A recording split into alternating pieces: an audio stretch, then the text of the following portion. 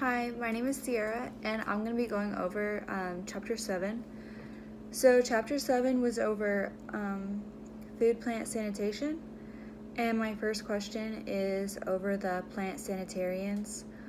And it says that the plant sanitarian is in charge of establishing, planning, applying, and maintaining the sanitary program that follows FDA regulations to ensure the facility is protecting the public health and maintaining a positive image of the company.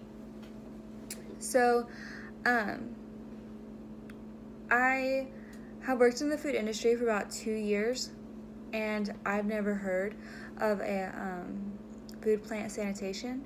So, I was just kind of wondering if every company is required to have a food plant sanitation, or if it's just kind of like a luxury if you have it in the budget, or if you're just a larger company, and what your opinion is on that.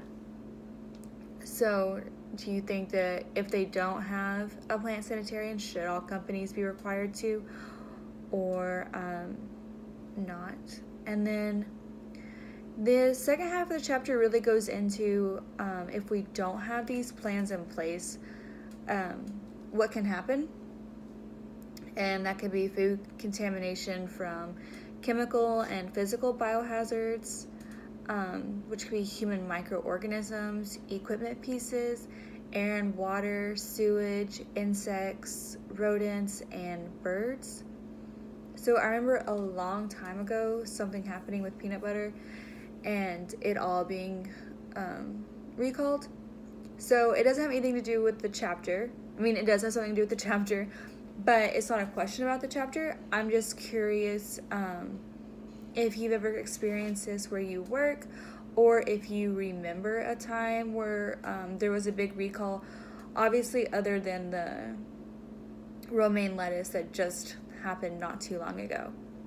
So, and then finally they go into how to control it, and I wrote down that to help control these sanitation malpractices, a sanitary evaluation is required to measure physical cleanliness, chemical cleanliness, and microbiological cleanliness.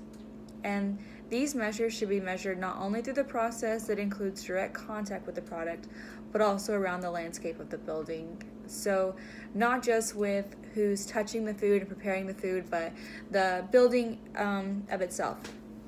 So first question, do you think that everyone should have a food plant sanitarian if they don't already?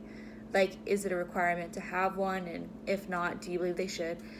And then the second one is a time other than romaine lettuce that a big recall occurred that you can remember.